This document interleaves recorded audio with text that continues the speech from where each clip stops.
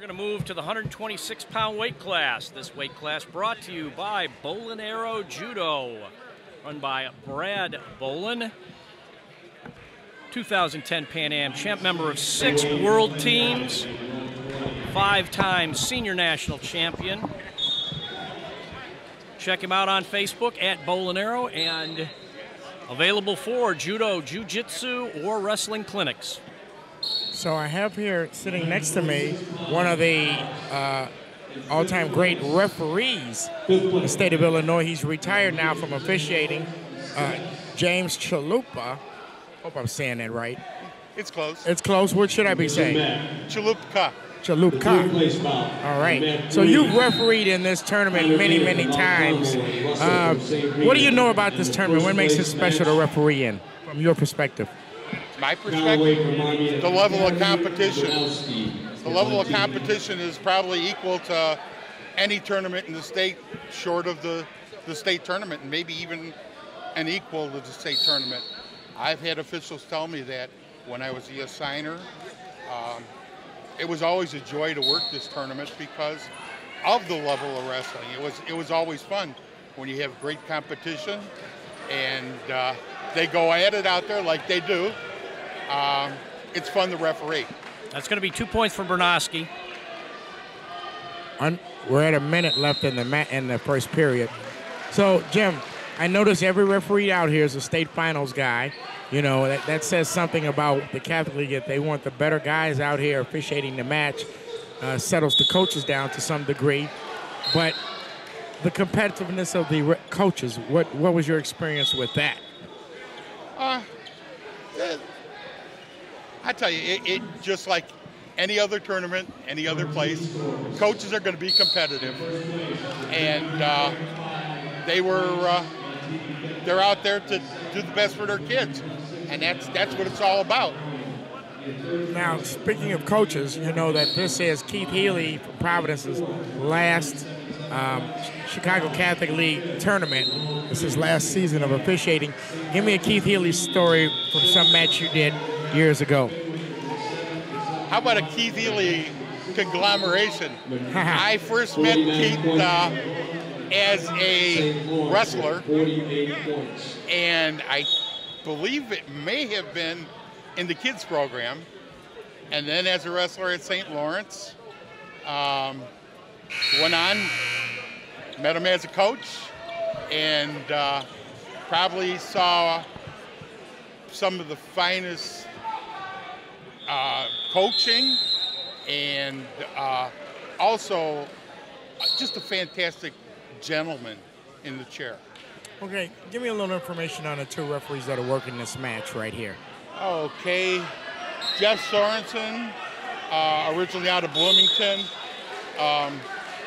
Jeff, I brought, when I was the assignment chairman, Jeff was one of the officials I brought up from Central Illinois to come referee here because of his abilities, and the Catholic League definitely liked him. Ron Coit, another official that I brought up to the Catholic League because of his abilities, and Ron and I were fortunate to go into the Hall of Fame the same year. Dion Wiley came in. I was sort of a mentor for Dion. He's the youngster of the bunch. Yes, he is. Let's see, who else we got? Don McKillop. Donnie, I met Don as a coach for Marmion Catholic, and when he quit coaching, he came into officiating, and we were glad he came into the ranks. He does a great job. He does. Matt, give us an update on the match. Okay, it's 4-0 in favor of Burnoski for Montini, and we're winding down the second period with about 42 seconds left to go. You know, Jim, you've been on a lot of big matches throughout the years. When you're watching wrestling now as a fan and you see officials do certain things in big matches that are either positive or negative, what is your thought? Do you want to kind of like go whisper in their ear, or they just figure they'll learn it on their own? If I can be of help and if I have a relationship with that official, we'll talk afterwards. I will not interrupt him during a match. I will not interrupt him during a tournament. When he has free time or afterwards, we'll sit down and I'll ask him about why the call this way and that way. I always want to find out why he made the call before I'm going to, criticize him for a call. Exactly. What did you see? Now, my broadcast partner, Mac Boland, has been all over the country this past couple of years watching wrestling. Mac, what have you seen officiating-wise in other parts, particularly out east, that's different than what you see here? The biggest difference I saw is at the Clash in Minnesota. They have more space, and now the state of Minnesota has adopted the rule where you can score when the opponent is out of bounds. You can pin your opponent out of bounds, like in college, as long as you have a foot or 2 feet in bounds. And that's a huge change and adjustment that they mentioned at the beginning of the tournament this year, and you saw it happen too. You saw guys getting pinned off the mat. Yeah.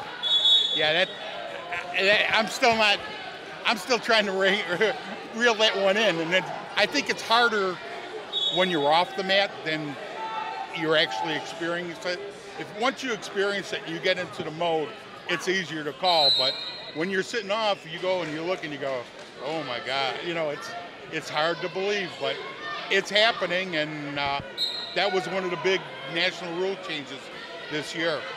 So I sort of sympathize with the guys out there if there is a problem, but hey, you live and learn. Yeah, and you'll also notice, like in Minnesota, they are really quick on the stall calls, real fast. Yeah. Hey, Mac, we're under 45 seconds. Take us on home. 5-0, Burnoski still leading, third period. Again, that's Burnoski from Montini, and he is wrestling Callaway from Marmion Academy. And I was looking at this thing on this brackets. Montini's in every final, it seems like.